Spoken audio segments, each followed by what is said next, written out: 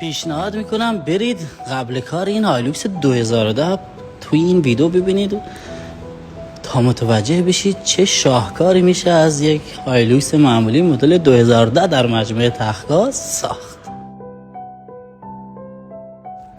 هایلوکس 2010 لو آپشن خسته که تغییر کرد به مدل 2024 جی آر فول آپشن.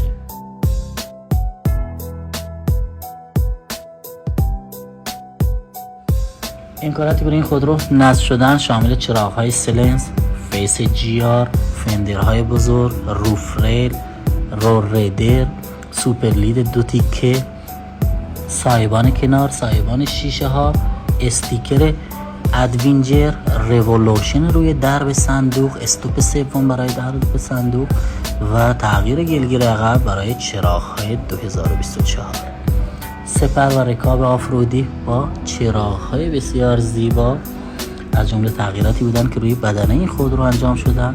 توجه داشته باشید هیچ کدوم از تغییراتی که روی این خودرو انجام شدن به راحتی قابل انجام روی مدل‌های پایین نیستند و حتما برای نصب این ادوات نیاز به تغییرات اساسی روی پلتفرم اصلی خودرو نیاز هست. تغییرات اساسی روی سیستم تعلیق این خودرو برای نصب رینگ های سایز 20 انجام شد. 50 سانتی متر ارتفاع از سطح زمین و سیستم دیفرانسیل این خودرو جوری تغییر کرد که بتونه این رینگ ها و تایرهای بزرگا به راحتی با زاویه فرمان بیشتر ساپورت کنه.